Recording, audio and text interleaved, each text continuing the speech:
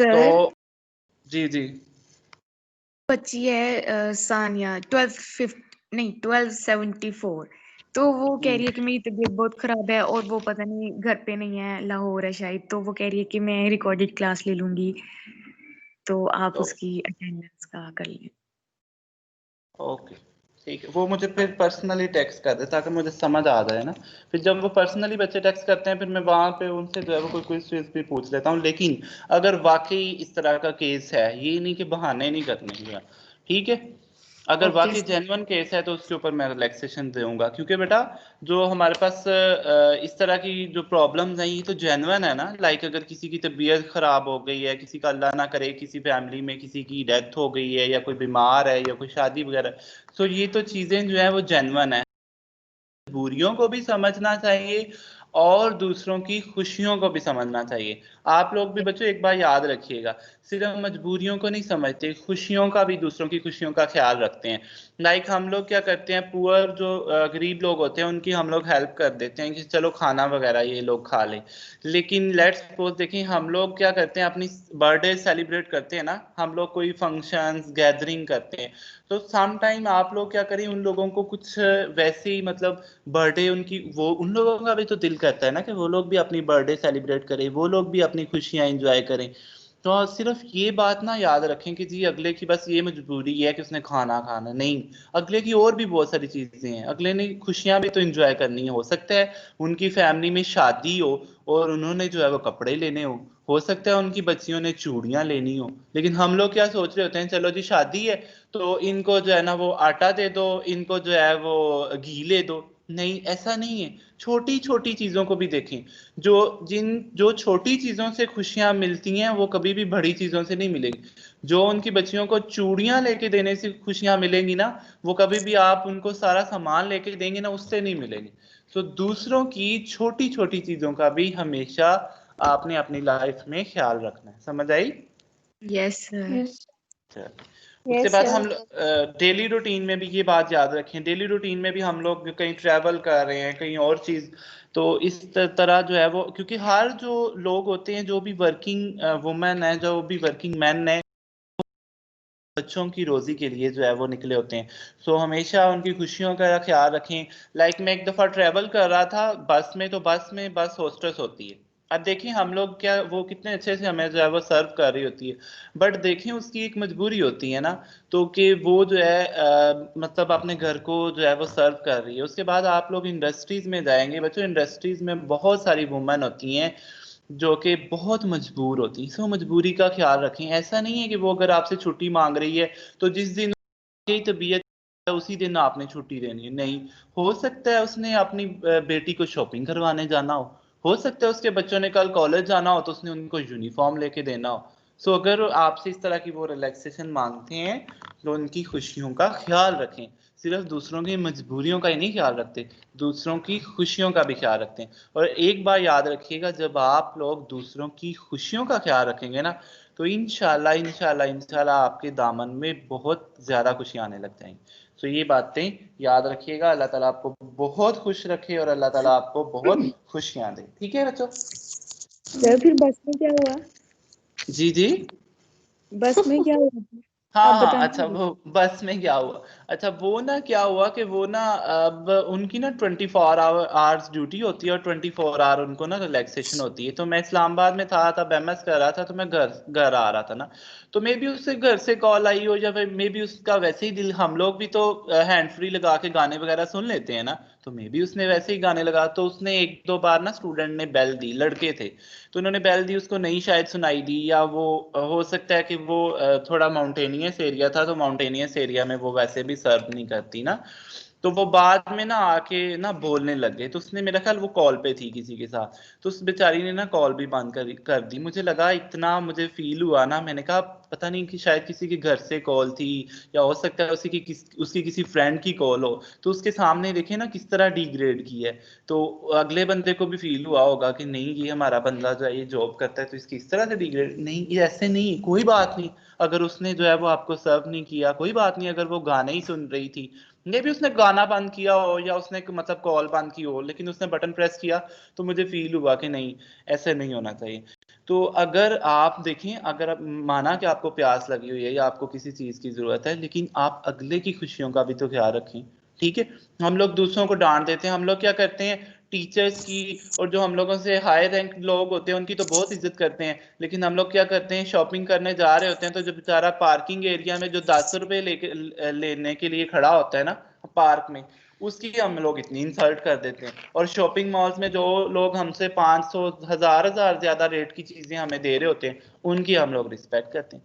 तो ऐसे नहीं होना चाहिए ना, दूसरों की हमेशा रिस्पेक्ट। एक बात मेरी याद रखिएगा बच्चों, हमेशा रिस्पेक्ट करें, अपनी बहन भाइयों को, अपने बच्चों को रिस्पेक्ट करना सिखाएं। जब वो रिस्पेक्ट करना सीख जाएंगे ना, तो हमारी सोसाइटी बहुत अच्छी डेवलप हो जाएगी।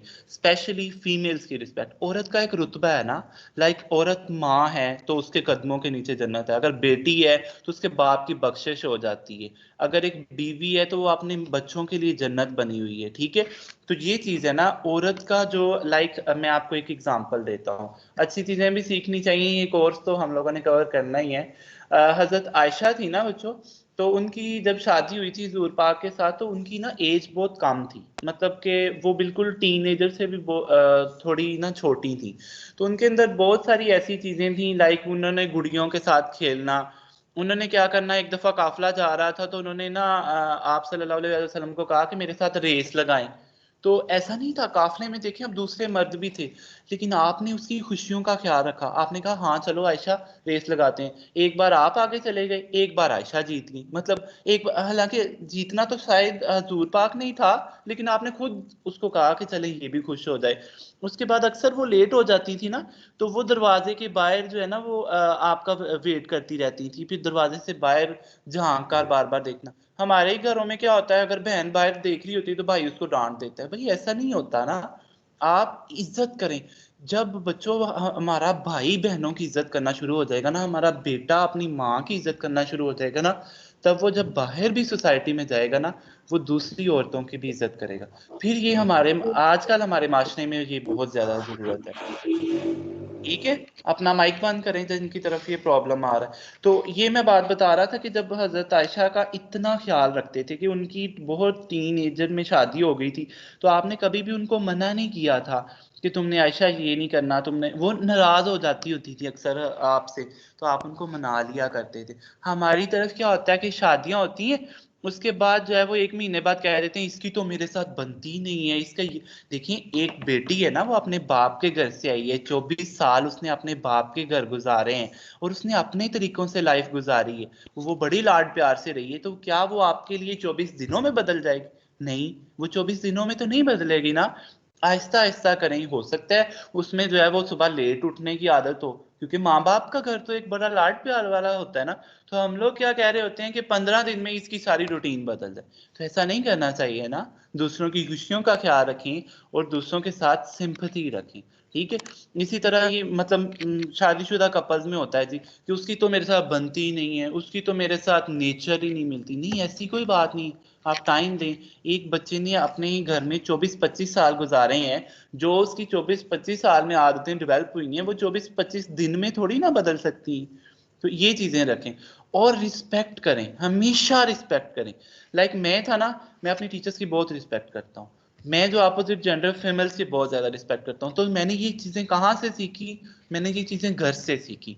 लाइक मेरी मदर जो है वो वर्किंग वुमेन थी, वो जो है वो आर्मी में थी, she is no more with us, उनकी डेथ हो गई थी कैंसर की वजह से। तो वो आर्मी के अंदर ना सेकंड लेफ्टिनेंट थी। तो हमने हमें उन्होंने तब से बताया कि औरत की रिस्पेक्ट करनी है, बेशक वो काम वाली है, बेशक वो आपकी टीचर है, बेशक वो आपकी माँ है, बेशक वो आपकी क्लास फेलो, उसको तुम नहीं कहना, उसको आप कहना है। उसकी चीजों पर नहीं नोट करना कि इसकी ड्रेसिंग कैसी है, ये चीजें तो बहुत बात की हैं। ठीक है, ये ऐसे कर रही है, ये इसको कॉल, हम लोग तो क्या करते हैं, किसी को किसी के साथ कॉल करते, किसी के साथ बैठते देख लेना तो हमारे जेहन में पता नहीं कितने साल इंप्रेशन आ जाता है कि इसका तो उसके साथ ऐसा चक्कर था। नहीं, ऐसा नहीं होता। बच्चों पॉजिटिव रहें, कोई भी पर्सन यहाँ पे परफेक्ट नहीं है, और हम जिस नजर से देख रहे हैं अगला, ऐसा नहीं होता। ठीक है। तो ऐसी बात नहीं है कि हम लोग को हमेशा अपना माइंड पॉजिटिव रखें और दूसरों को पॉजिटिविटी की नेचर से देखें। लड़कियों का लड़कियों से बात करना कहीं पे ममनू नहीं है। हजरत आयशा जो है मतलब कि सहाबियों को टीच करती थी, वो पढ़ाती थी हजूर पाक के बाद, मुअल्लिमा थी वो। तो यहाँ वहां पे तो नहीं था ना, वो क्वेश्चन भी होते थे तो वो उनसे हजरत आयशा से पूछते थे। ठीक है। हजरत खदीजा जो है वो तिजारत करती थी, तो वो तजारत का, तो ये चीजें हैं जो उनका प्रोफेशन है, प्रोफेशन में वो कर सकते हैं आपने। तो हम लोग इस तरह से नहीं है कि उसने तो इस तरह की है तो वो इस तरह होगा, उसने तो इस तरह नहीं। हमेशा पॉजिटिव चीजें रखें अपने माइंड के अंदर। लाइक हम लोग घरों में क्या करते हैं, बहनें हमेशा भाइयों के कपड़े प्रेस करती हैं, पानी देती हैं ना, तो कोई बात नहीं, अगर वो 7 दिन आपके कपड़े प्रेस कर रही है, 3 दिन आप कर दो, 8वें दिन आप प्रेस कर दो। यकीन करो आपकी बहन इतनी खुश होगी ना जितना कोई साहब। आप बाहर गए हो, आप उसके लिए कोई चीज ले आओ, आप उसके लिए चूड़ियां ले आओ ईद के ऊपर, आप उसको सबसे पहले विश करो। जब घर से खुशियां मिलना नसीब होंगी ना बच्चों, आपका बच्चा कभी बाहर नहीं जाएगा। हम लोग क्या करते हैं, हमें केयर की जरूरत होती है ना। लाइक अगर आप देखें अपने भाई को अपनी बहन को सिर्फ सुबह उठते हुए गुड मॉर्निंग पूछ लें, कॉलेज क्या है तो टेक्स्ट करके पूछ लें, कॉलेज पहुंच गया है, यूनिवर्सिटी पहुंच गया है, कॉलेज से घर आया है, उसके कपड़े, अगर बहन आई है तो आप उसको पानी दे दें, ठीक है, बहन के कपड़े प्रेस कर दें। अगर बहनें हमें खाना देती हैं, कोई बात नहीं, आप उनको खाना दे दें। तो ये चीजें जब हमारी सोसाइटी में आएंगी ना, तो आपका जो बच्चा और आपकी बच्ची है ना, वो बाहर जाके भी, घर से बाहर भी वो रिस्पेक्ट करेगी। फिर ऐसे सीन्स नहीं होंगे कि जी उसकी शिकायतें आएंगी, या हमारी सोसाइटी में जी जिस तरह के केसेस होते हैं बहुत ज्यादा बेहुरमती वाले। और लाइक मैं अभी जो है वो न्यूज पढ़ रहा था कि कल फैसलाबाद में जो है वो डॉक्टर का इस तरह से उन्होंने जो है वो किडनैप, फिर ये चीजें नहीं आएंगी जब रिस्पेक्ट होगी। जब रिस्पेक्ट होती है ना दिलों में, जिसके लिए हमारे दिल में इज्जत होती है ना, हम लोग तो उसको आंख उठा के भी नहीं देखते। तो ये चीजें घरों से स्टार्ट होती हैं। कभी ना इमेजिन करें कि बच्चा बड़ा हो जाएगा, बड़ा होके उसको सिखा लेगा, नहीं, बड़ा होके नहीं वो सीखेगा। बड़ा होके फिर वो गलती करेगा, उसको सजा ही होगी। बड़ा होके अगर वो अल्लाह ना करे कोई ऐसी सीन करता है तो वो जेल ही जाएगा। तो ये चीजें कहाँ से बच्चे सीखते हैं, घरों से सीखते हैं। ठीक है। तो हमेशा दूसरों की खुशियों का भी ख्याल रखना है और दूसरों की मजबूरियों का भी ख्याल रखना है। ठीक है बच्चों, थैंक यू सो मच। हम लोग यस सर। आज का लेक्चर स्टार्ट यस करते सर, हैं। थैंक आप यू। वेलकम। यस। आप लोग फिजिकल नहीं है, अदरवाइज मैं फिजिकल जो बच्चे होते हैं जो मेरे साथ फिजिकल क्लासेस होती हैं, उनमें मैं हमेशा एंड वाले 10-15 मिनट बच्चों को ये चीजें सिखाता हूँ। वो कोई बात नहीं, मिनट के बाद अगर आप ऑन कैंपस हो जाएंगे तो हम इंशाल्लाह सीखेंगे। तो सर आप एसर ऑनलाइन में सिखा दिया करिए। इंशाल्लाह। हाँ, ऑनलाइन में भी मैं बच्चों जरूर सिखाऊंगा, क्योंकि ये टीचर का फर्ज है ना, टीचर पर तो ये जी चीजें फर्ज है। सर।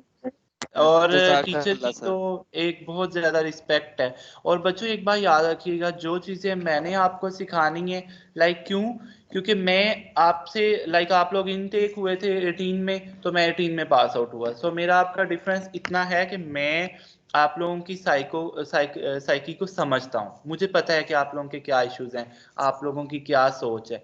सो जो चीजें मैंने आपको सिखानी है, वो अगर बहुत ज्यादा सीनियर टीचर है, लाइक वो 2000 या 1990s का पास आउट है, तो वो चीजें नहीं सिखा पाएगा, क्योंकि वो उस लेवल पे नहीं आ सकेगा, उसको पता नहीं होगा।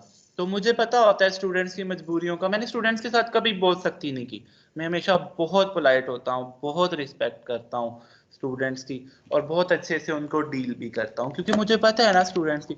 और देखिए, लाइक अब एक बच्चे ने मुझे अभी कहा ना, स्टूडेंट ने, कि जी उसकी तबीयत नहीं ठीक थी, या अगर उसकी दादो बीमार थी, कोई बात नहीं, आप उनसे पूछ लें। आप उनको स्पेशली इनबॉक्स करके, कभी फुर्सत मिले कॉल करके अपने क्लास फेलो को पूछ लें कि क्या हाल है आपकी दादो। यकीन माने इतना खुश होगा ना उसका दिल, और अल्लाह ताला भी हमसे बहुत खुश होंगे।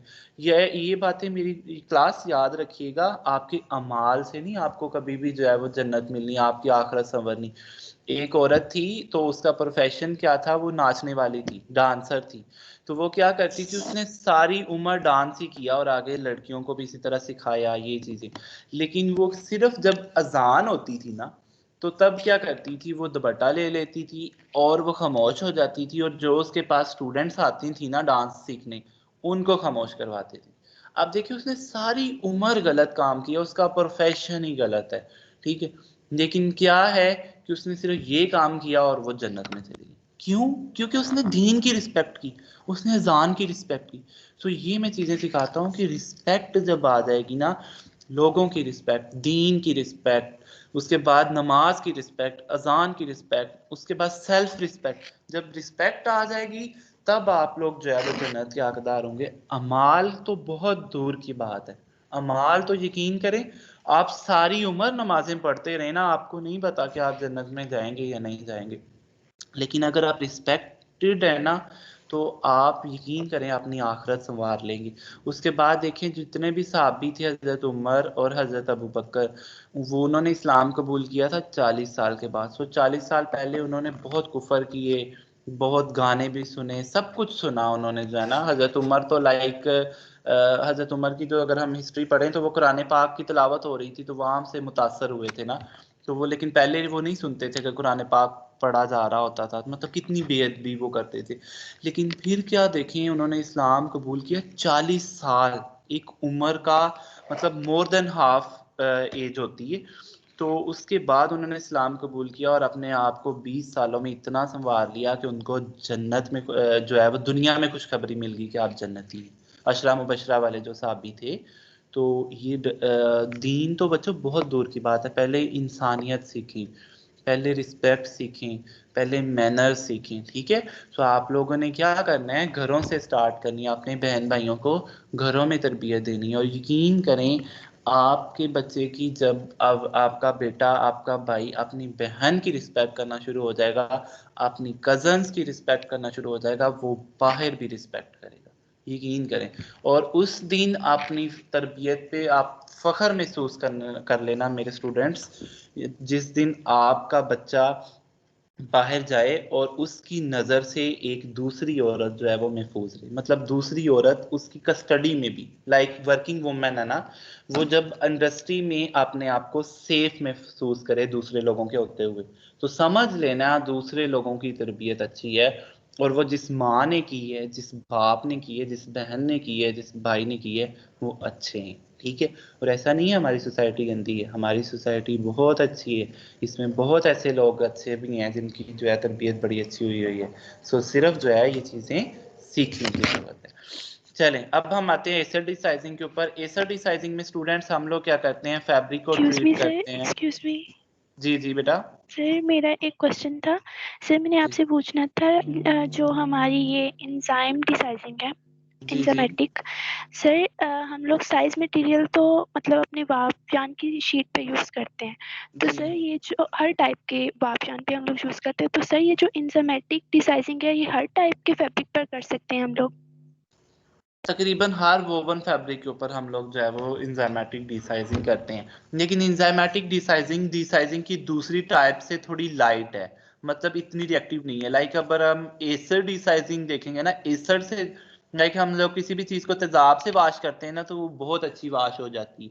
सो अगर उसके ऊपर जो है वो साइजिंग मटेरियल, धागे बहुत नाजुक थे और उसके ऊपर साइजिंग मटेरियल हमने कोई ऐसा लगाया है जो कि बहुत अच्छा है, ठीक है, जो कि इंजाइम से नहीं उतर रहा, तो हम उसके लिए इंजाइमेटिक डिसाइजिंग यूज नहीं करें, ठीक है। Okay sir, thank you so much. चलें एसर डिसाइजिंग को देखें, स्क्रीन शो हो रही है सभी बच्चों को? दाऊद स्क्रीन शेयर हो रही है आपके? जी सर, यस हो रही है। Sir, yes sir. एसर डिसाइजिंग में बच्चों हमारे पास क्या है, फैब्रिक को हम लोग ट्रीट करते हैं dilute sulphuric and hydrochloric acid. Dilute का क्या मतलब है, वो प्योर नहीं होता, प्योर होगा तो वो तो फिर वर्कर ही डैमेज हो जाएगा, वर्कर से जब हाथ से गिरेगा। और वैसे भी जो सल्फ्यूरिक और हाइड्रोक्लोरिक एसिड की जो बोतलें होती हैं ना, इनको जब हम ओपन ही करते हैं तो इतनी गैस निकलती है, हो सकता है वर्कर भी होश हो जाए। हम लोग क्या करते हैं, उसको डाइल्यूट करते हैं। डाइल्यूट का मतलब है कि वो वाटर होता है उसमें अंदर, प्योर नहीं होता। तो प्योर डाइल्यूट सल्फ्यूरिक एसिड और हाइड्रोक्लोरिक एसिड के साथ जो है वो हम लोगों ने इसको ट्रीट करना है। कंसंट्रेशन क्या रिक्वायर है, 5 से 10 ग्राम पर लीटर। लाइक अगर 1 लीटर वाटर है ना, तो उसके अंदर हम लोगों ने कितनी कंसंट्रेशन डालनी है, 5 से 10 ग्राम सिर्फ डालना है सल्फ्यूरिक एसिड या हाइड्रोक्लोरिक एसिड। टेम्परेचर कितना रखना है, 40 डिग्री सेंटीग्रेड, मतलब गर्मी हो। टाइम कितना देना है, 3 से 4 आवर। ये चीज़ें दे के पानी इसके अंदर जो है वो हम लोगों ने फैब्रिक को गुजार देना है।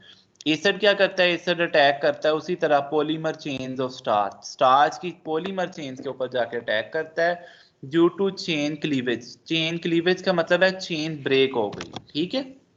अब चेन होगी ये ब्रेक क्योंकि उसके ऊपर जो है वो एसिड ने क्या किया, अटैक बाय हाइड्रोलिसिस। हाइड्रोलिसिस का मतलब है कि लाइक सल्फ्यूरिक एसिड था, उसका फार्मूला क्या होता है H2SO4, और हाइड्रोक्लोरिक एसिड है बच्चों, इसका फार्मूला क्या होता है HCl, ठीक है। फार्मूले नहीं याद रखने, जस्ट मैं आपको समझा रहा हूँ, ठीक है। इसका फार्मूला है H2SO4, ठीक है। तो ये क्या करेगा हमारे पास,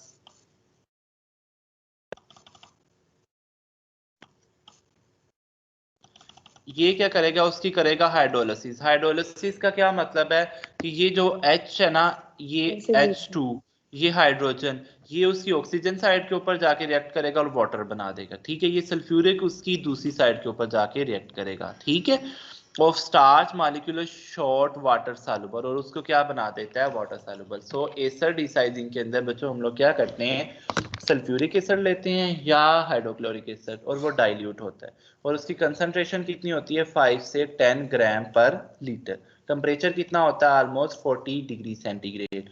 और उससे क्या होता है कि एसिड अटैक करता है पॉलीमर चेन्स के ऊपर, और उसके बाद चेन ब्रेक हो जाती है, किसकी वजह से, हाइड्रोलिसिस हो जाती है। Excuse me sir. जी सर कुछ फैब्रिक क्या ऐसे हैं जिनकी डिसाइजिंग करने के लिए हमें सल्फ्यूरिक और हाइड्रोक्लोरिक एसिड दोनों यूज करने पड़ते हैं?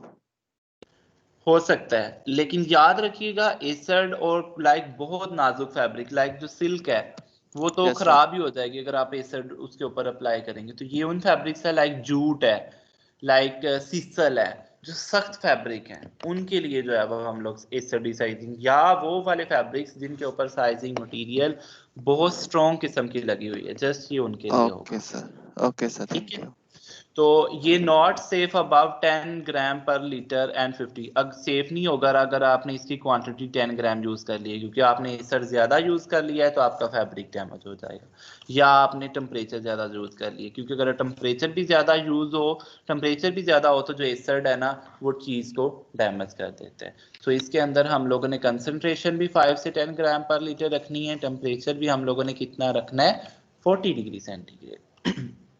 Effect of rise in temperature has the dual, अगर हम लोग जो है वो राइज इन टेम्परेचर को इंक्रीज कर रहे हैं तो हमारे पास रिएक्शन कितना होता है, डबल हो जाता है आफ्टर 10 डिग्री सेंटीग्रेड के बाद। लेकिन हम लोगों ने टेम्परेचर की जो मैक्सिमम रेंज है बच्चों वो कितनी है 50 डिग्री सेंटीग्रेड, 50 डिग्री सेंटीग्रेड से ज्यादा नहीं करना।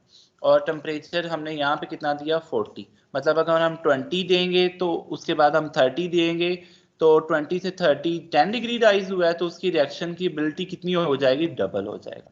फिर 30 से 40 दिया है, फिर रिएक्शन अगेन डबल हो जाएगा। लेकिन 40 से अबव नहीं करना, 40 से अबव 45 भी आप कर सकते हैं, लेकिन 50 से ऊपर नहीं करना। Fabric should not be dried otherwise hydrocellulose will form, fabric को फौरन नहीं ड्राई करना, उसके बाद उसको वॉश करना है। अगर आप उसको ड्राई करेंगे, ड्राई क्या करते हैं, ड्राई में आप लोग, ड्राई खुश्क होने का यही मतलब है ना कि वो हवा में छोड़ दिए, जब हवा में छोड़ेगा तो उससे ऑक्सीजन रिएक्ट करेगी और हाइड्रोसेलुलोज जो है वो बन जाएंगे। हाइड्रोसेलुलोज का ये भी यही मतलब है कि आपका फैब्रिक जो है वो ऑलमोस्ट डैमेज हो जाएगा। सूटेबल फॉर कॉटन वेराइटीज, कहता है ये कॉटन के लिए वेराइटीज, कॉटन वेराइटीज के लिए यूज हो सकता है containing large metal contents. Large metal contents का ये मतलब है कि कॉटन के अंदर जो है वो लाइक मैग्नीशियम है, लाइक कैल्शियम है, इस तरह के मेटल कंटेंट्स मौजूद है, मतलब कि वो कॉटन जो है वो अच्छी, बहुत अच्छी क्वालिटी की है, ठीक है। लाइक जो कर्टन के अंदर यूज होती है, जो बेडशीट्स के अंदर जो कॉटन यूज होती है वो काफी ज्यादा स्ट्रॉन्ग होती है, ठीक है। लेकिन जो आप कॉटन पहनते हैं उसके लिए तो अमूमन हम लोग ये वाली डिसाइजिंग यूज नहीं कर सकते। डिसएडवांटेजेस बच्चों क्या है, there is always a chance of tendering due to the hydrolysis of cellulose into the hydrocellulose, जब टेंडरिंग सेलुलोज जो है वो हाइड्रोसेलुलोज के अंदर कन्वर्ट हो जाएगा तो आप लोगों के पास जो आपका फैब्रिक है वो क्या होना शुरू हो जाएगा, डैमेज। तो फैब्रिक जो है वो डैमेज होना शुरू हो जाता है अगर आप लोगों के पास टेंडरिंग हो जाए हाइड्रोलिसिस की सेलुलोज। और क्या क्या डिसएडवांटेजेस आ सकता है, देखिए एक सर डिसएडवांटेज, जी जी सर ये जो एसिडिक डिसाइजिंग है ये वेरिएबल जो मटेरियल है उसके लिए नहीं यूज होती। जो वियरेबल जो क्लॉथ्स होते हैं ना वो ज्यादा कंफर्टेबल बनाते हैं ना हम लोग, सो उनके जी। लिए ये ज्यादा यूज नहीं होगी। उसके बाद इसका क्या डिसएडवांटेजेस आ सकता है कि हाई टेम्परेचर के ऊपर जो है वो आप लोगों का फैब्रिक जो है वो बर्न हो सकता है। आप लोगों वो का जो बर्न हो लेबर है, जाएगा। हाँ आप लोगों का जो लेबर है हो सकता है वो भी जो वर्कर है वो भी हो सकता है कि उसके भी हाथ पे लग जाए और वो भी डैमेज हो जाए, तो ये वाला labour will also be affected. ठीक है, ये इसके जो है ना वो कुछ साइड इफेक्ट्स हो सकते हैं। सर जी जो जो डिसाइजिंग हम लोग ये एसिडिक डिसाइजिंग कर रहे हैं, इसमें हम लोग फैब्रिक को डाई करने से पहले करते हैं, डाई करने के जी, बाद भी कर सकते हैं? डाई करने के बाद अमूमन हम लोग एसर डिसाइजिंग नहीं कर सकते। क्यों? क्योंकि जब हम एसर उसके ऊपर अप्लाई करते हैं तो उसका रंग उड़ जाता है, रंग उसका लाजमी खराब हो सकता है। सो अगर हमने डाई करने के बाद हम लोगों को जरूरत फिर से पड़ गई है, नहीं डाई करने के बाद डीसाइजिंग तो नहीं करेंगे ना। डीसाइजिंग क्यों सर करेंगे? डीसाइजिंग तो साइजिंग मटेरियल को रिमूव करना है ना। जी जी और डिसाइजिंग तभी करेंगे अगर हमारे पास वीविंग का क्लॉथ होगा, है ना? हाँ, वोवन क्लॉथ के लिए सिर्फ। जी दाऊद। जी सर। जी जी कुछ नहीं सर। सर अगर हम डाई से पहले डिसाइजिंग करेंगे वो कुछ टाइम के बाद फेड होना शुरू हो जाएगी ना डाई उसकी?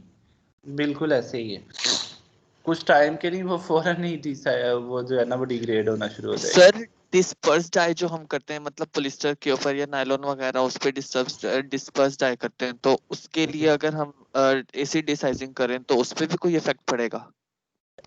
डिस्पर्स डाइस तो होती है उसके ऊपर, बिल्कुल डिस्पर्स होती हैं वो फैब्रिक के, मतलब वो लाइक अ स्टिकर होते हैं ना, तो यस जब सर। हम लोग उसके ऊपर अगर ये करेंगे तो वो डाई तो बिल्कुल उतर जाएगी। जो दूसरी डाइंग है ना, जो यस रिएक्टिव सर। डाइंग, और जो वो तो फिर भी कुछ ना कुछ चलो फेड हो जाएंगी या कुछ उसका कलर बाकी रहेगा। डिस्पर्स और ये जो स्टिकर्स वगैरह ही तो सारे उतर जाएंगे। सर मतलब देखें पॉलिस्टर जब हम मतलब बनाते हैं तो मेल्टिंग जब पॉलिस्टर की करते हैं तो उसी के अंदर हम डाई डालते हैं ताकि जो है वो पॉलिस्टर उस कलर का ले ले, तो मतलब वो तो एक फाइबर के अंदर होगा ना कलर, तो फिर भी इफेक्ट होगा उसके ऊपर? अगर हाँ फिर भी कुछ ना कुछ इफेक्ट होगा, हो सकता है हमें फाइनल रिक्वायरमेंट में जो कलर चाहिए बाद में उसका कलर थोड़ा फेड हो जाए, लाइट हो जाए, इफेक्ट होगा। So okay coloured sir. चीजों के ऊपर कभी भी एसिड नहीं अप्लाई करना, ये बात याद रखिए। Okay sir. ऑक्सीडेटिव डिसाइजिंग में हम लोग क्या करते हैं, here the starch molecules are broken down into the water soluble form the oxidation. Oxidation एक ऐसा प्रोसेस होता है जिसमें आप लोग उसको ऑक्सीडेंट्स लगाते हैं। सर आप ऑक्सीडेंट्स का मतलब है, डिसएडवांटेजेस बता रहे थे। जी जी आप डिसएडवांटेजेस बता रहे थे। हाँ डिसएडवांटेजेस यही है कि हो सकता है आप लोगों का जो है वो हाइड्रोसेलुलोज बन जाए, फैब्रिक डैमेज हो जाए, फैब्रिक बर्न आउट होना शुरू हो जाए, लेबर डैमेज हो जाए, मशीन डैमेज हो जाए। जस्ट ये इसके डिसएडवांटेजेस हैं। ठीक है बच्चों। Okay sir.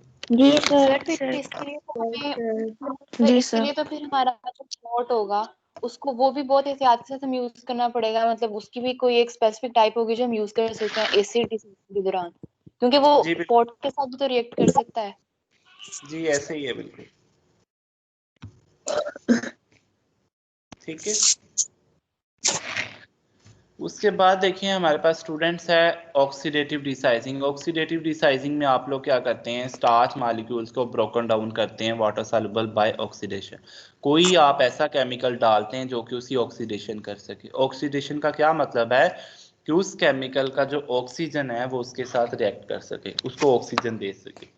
So the use of oxidants desizing of cotton fabric is widely accepted, but their large-scale industrial application is yet to be exploited. कहता है कि ऑक्सीडेंट्स के साथ जो हम लोग करते हैं ना डिसाइजिंग, वो कॉटन फैब्रिक की हम लोग कर सकते हैं, एक्सेप्टेड है, लेकिन लार्ज स्केल के ऊपर आप लोग नहीं कर सकते। क्यों?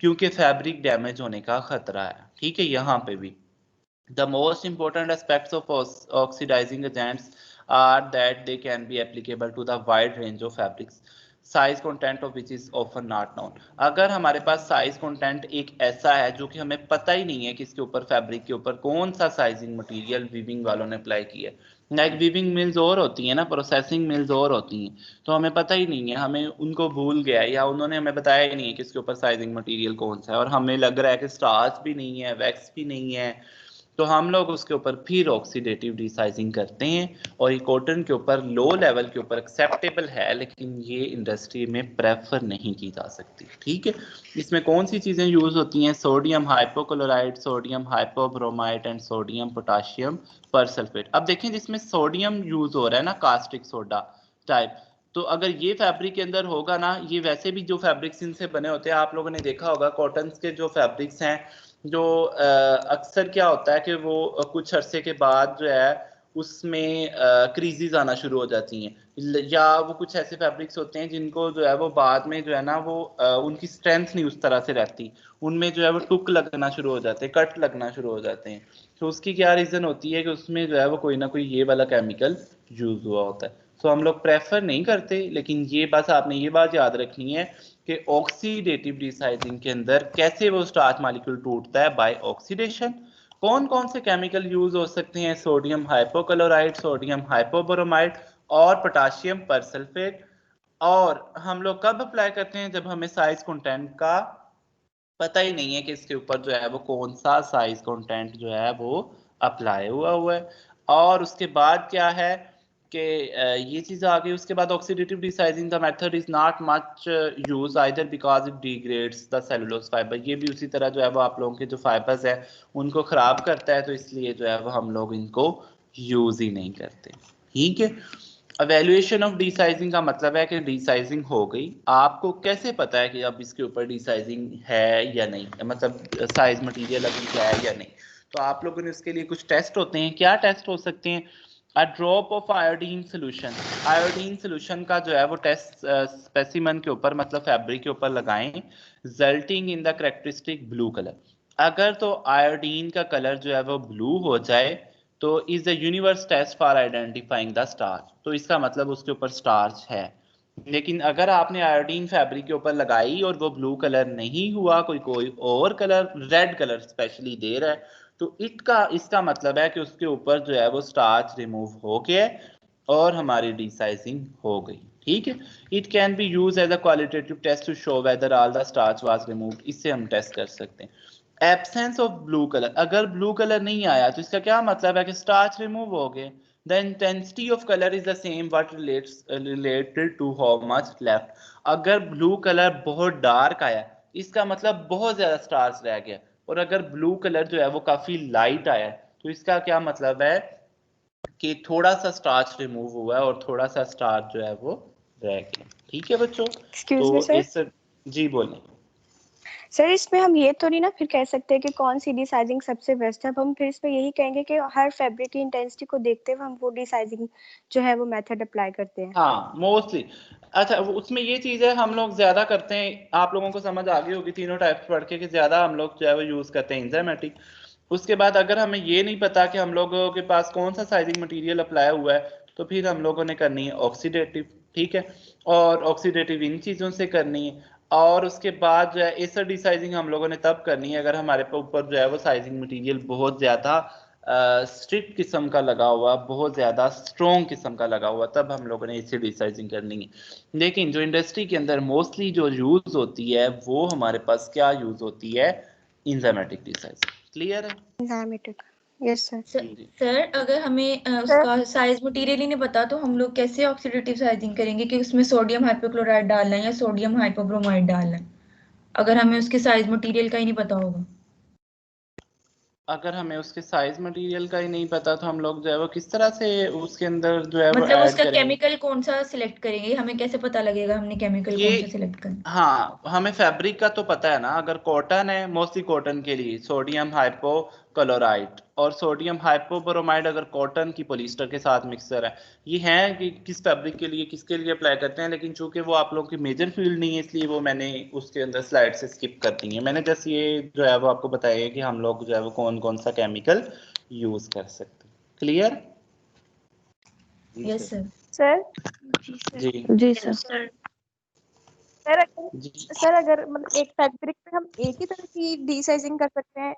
सम टाइम हाँ, ऐसा भी एक होता ही है ना तरह। कि हमें हाँ हाँ, वो अगर sometimes ये कि ऐसा हमने टेस्ट किया लेट्स सपोज ऐसा जी हो सकता है कि हम लोगों ने जो है वो टेस्ट किया और हमारे पास जो है वो उसके अंदर जो है वो टेस्ट में ये आया जब लाइक ब्लू कलर आ गया ना आयोडीन से, तो हमें पता जी चल गया कि पहले एंजाइम लगाई थी लेकिन उससे रिमूव नहीं हुई। तो अब जो है वो हम लोग कोई और डिसाइजिंग कर सकते हैं, लेकिन उनका इतना एक्सपीरियंस होता है इंडस्ट्री वालों का कि कभी भी दोबारा करने की जरूरत नहीं होती। जी सर। ठीक है बच्चों, समझ आ गई? जी सर। यस सर जी सर। Yes sir. तो ये हमारा लेक्चर नंबर 3 जो है वो कंप्लीट हो गया। आप लोगों का है वीक 4 का हम थोड़ा सा जो है वो पढ़ेंगे, 1 या 2 स्लाइड्स आज सिर्फ, और फिर नेक्स्ट वीक अगर आपका क्विज होगा ना तो मैं आपको कल ग्रुप में टेक्स्ट कर दूंगा। ठीक है? Okay sir.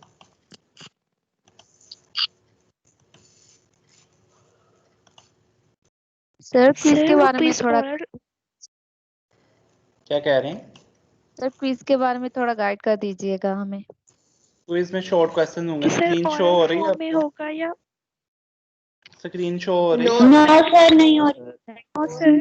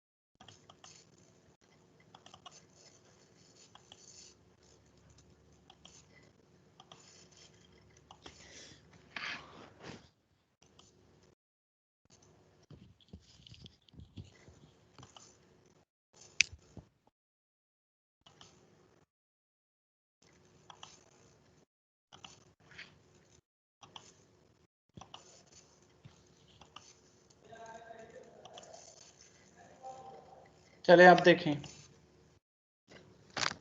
सर नहीं आ रही। नहीं आई सर। सर अभी तक नहीं हो रही।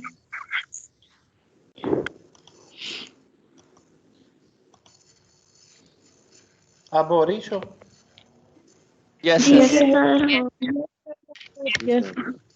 चले लेक्चर नंबर आपका 4 और 5 ये नेक्स्ट वीक तक हम लोगों ने कंप्लीट करना है ऑलमोस्ट। इसमें हम लोग पढ़ेंगे स्कावरिंग, ब्लीचिंग, मर्सराइजेशन।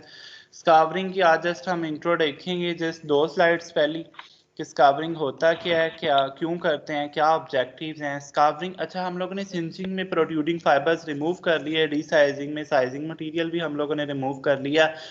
साइजिंग स्कावरिंग में हम लोगों ने जो है वो उसके ऊपर जो इम्प्योरिटीज हैं, जो नेचुरल इम्प्योरिटीज हैं, जो वैक्सीज और प्रोटीन, जो कि हम लोगों ने स्टार्च नहीं, जो कि हम लोगों ने वैसे ही लग गया है, लाइक कोई मशीन खराब हो गई तो उसके ऊपर कोई वैक्स लग गई, प्रोटीन्स लग गए कोई उससे, मतलब हम लोगों ने जो है वो पैक किया अपने फैब्रिक को तो उससे कोई प्रोटीन्स लग गए पैकिंग मटेरियल से, कोई लीव्स लग गए, कोई मोड्स लग गई। तो इस लोगों को हम लोग अमूमन जो है उसको क्या करते हैं, to remove natural vegetable impurities, ये इसकी डेफिनेशन होती है। ठीक है? तो इसमें जो है वो हम लोगों ने ये चीज़ें रिमूव करनी है, to reduce the amount of impurities sufficiently to obtain the level and reproducible results. इसमें हम लोग जो है वो अच्छे रिजल्ट्स लेते हैं ताकि दूसरे में हमारे पास डाइंग और फिनिशिंग अच्छी हो जाए। ठीक है? स्कावरिंग किस तरह से हम लोग करते हैं? कास्टिक सोडा से हम लोग कर सकते हैं फैब्रिक के ऊपर, एंड बॉइलिंग द फैब्रिक, उसके बाद उसको बॉयल कर लो। बॉयल का यही मतलब है कि वाटर उसमें जो है वो गर्म वाटर डाल दो, ठीक है। To remove these impurities by converting them to the water soluble. और इसी तरह ये जो हमारे पास जो लीव्स और जो हमारे पास प्रोटीन्स वगैरह इसके ऊपर लगे हुए हैं उनके दाग, उनको वाटर सॉल्युबल बना लो। किस तरह? मोस्ट ऑफ द टाइम जो इसके अंदर केमिकल यूज होता है वो कास्टिक सोडा होता है, जस्ट इतनी बात याद रख लें। और स्कॉबरिंग केमिकल्स के लिए अगर अल्कलाइन एजेंट्स हैं तो वो कौन कौन से यूज होते हैं? Sodium hydroxide, potassium hydroxide. अगर सरफेक्टेंट हैं तो वो एनायनिक हो सकते हैं, नॉन आयनिक। ऑर्गेनिक सॉल्वेंट कौन से हो सकते हैं? Benzene, spirit, gasoline. और मैकेनिज्म 3 टाइप्स के हैं, स्पोनिफिकेशन, इमल्सिफिकेशन और सोलुबलाइजेशन, जिन मैकेनिज्म के थ्रू जो है वो हमारे पास स्कॉबरिंग होती है। जस्ट यही 2 स्लाइड्स थी। अब मुझसे क्वेश्चन पूछें आप लोग। यस, स्कॉबरिंग क्या होती है? हमारे पास वेजिटेबल इम्प्योरिटीज को रिमूव करते हैं। अगर कोई उसके ऊपर स्टेन लग गया हो, कोई लीफ का दाग लग गया हो, कोई और इस तरह की चीजें लगी हो, तो वो जो है वो हम लोग इसके ऊपर जी सर जैसे स्कार्विंग है, स्कार्विंग हम एक दफा विविंग से पहले भी हमें सर ने पढ़ाया था, तो वो हम करते हैं। मतलब जब फैब्रिक जो फाइबर से हम यार्न बनाते हैं तो उसके थ्रू जो वेस्ट वगैरह लगा होता है एनिमल्स की जो स्किन होती है, जैसे वूल वगैरह होती है, तो उसमें भी हम एक स्कार्विंग का प्रोसेस करते हैं। उसके बाद जब फैब्रिक बन जाता है, मतलब आपने विविंग के बाद आपने जब फैब्रिक बनाया तो उसके बाद फिर से इसकी स्कार्विंग करेंगे क्या? नहीं, वीविंग से पहले तो हम लोग स्कार्बरिंग नहीं करते कभी भी। ये सर स्कार्बरिंग तो हम किसने जो कहा है ये? जो फाइबर्स होते हैं सर, जैसे वूल हो गई, जैसे शिप वूल हो गई, हाँ, उसकी वो शीट फाइबर के ऊपर जो अप्लाई करने का प्रोसीजर है उसको हम लोग स्कार्बरिंग नहीं कहते, उसको हम लोग क्लीनिंग कह देते हैं, या हम लोग उसको वॉशिंग कह देते हैं। वो स्कार्बरिंग नहीं होता, यही स्कार्बरिंग है जो पूरी की पूरी वार्प पूरे की पूरी फैब्रिक के ऊपर हम लोग करते हैं। Clear? Okay sir, yes sir. ठीक है, समझ आ गई? सर और ये बस जो आप सर ये जो इमल्सिफिकेशन है इसमें तो है ना कि हम लोग इलेक्ट्रोस्टैटिक या हाइड्रोजन बॉन्डिंग के जरिए वन लिक्विड को डिस्पर्स करते हैं दूसरे में, लेकिन ये हाँ, सपोनिफिकेशन क्या है सर? ये हम लोग अगले लेक्चर में पढ़ेंगे। ये है, अगर आप कहती हैं तो भी पढ़ा देता हूँ, कहती हैं तो फिर नेक्स्ट में देख लेंगे। अभी जस्ट नाम याद रखें।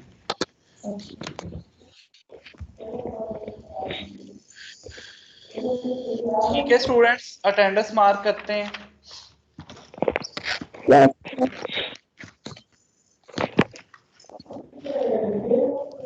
फोर्टीन 1239 है, प्रेजेंट सर। 1240 भी है, 41 भी है, 43 भी है, 44 भी है, 5 भी है, 46 भी है, 47 भी है, 48 भी है, 49 भी है, उसके बाद 50 भी है, 1 भी है, 53 है, उसके बाद 54 भी है, 55 है। हाँ है। हमना माइक यस ऑन सर। करें। 58 आप पहले किधर थी? जी सर। 58 अपना माइक ऑन करें। पहले किधर थी आप? सर मैं 9:30 पे क्लास में आई हूँ।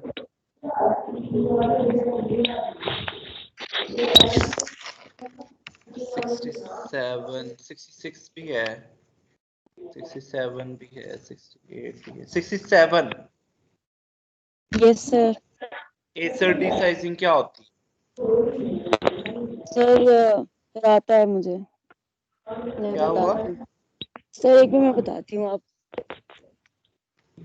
सर एसिड डिसाइजिंग ये होती है जिसमें हम एसिड यूज मतलब के एसिड यूज करके, जैसे HCl हो गया, हाइड्रोक्लोरिक H2SO4 हो गया, ये यूज करके साइजिंग मटेरियल हटाते हैं।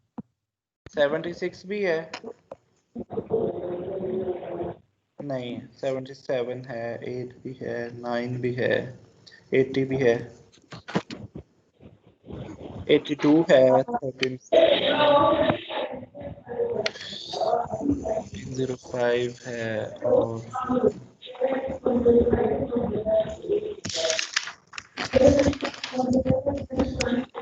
दाऊद कितने बजे क्लास सेंड होनी है? सर 10:50 पर। सर 10-50 करो। 10-50 में ये माइक बंद करें स्टूडेंट।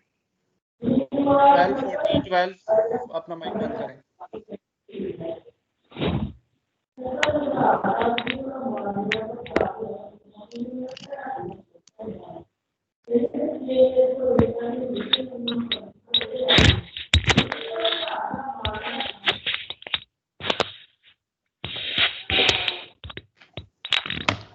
चलें और बताएं आप लोगों का कैसा गुजर रहा है लॉकडाउन। लॉकडाउन तो खैर नहीं है, आप लोग तो फिर भी लॉकडाउन में दुआ करें दोबारा ना लग जाए कहीं लॉकडाउन।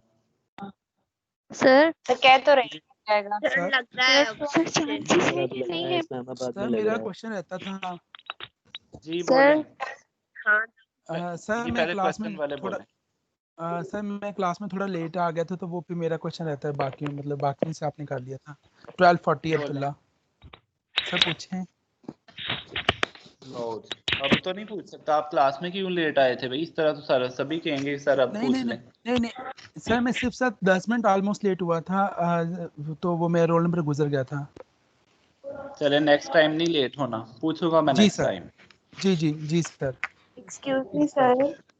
जी सर मैं क्लास में थोड़ी सी लेट थी, मैं मेडिसिन लेने गई हुई थी तो मैंने बाद में ज्वाइन कर ली थी 9:40 पे। ठीक है, क्या रोल नंबर आपका? सर 1270 1274। हाँ लास्ट टाइम आपने क्विज दिया था, नेक्स्ट टाइम ना लेट होना। Okay sir. ठीक है बच्चों, थैंक यू सो मच। बाकी क्विज होगा तो फिर हम लोग कल उसको डिस्कस कर लेंगे। जो भी आपकी क्वेरीज होती हैं वो आप लोग ग्रुप में वो मुझे इनबॉक्स भी कर सकते हैं। और अपना बहुत सारा ख्याल रखें, खुश रहें। जी sir. Okay sir, thank you sir. अल्लाह सर हाफिज़। अल्लाह हाफिज अल्लाह सर। हाफिज। जज़ाकल्लाह खैर। सर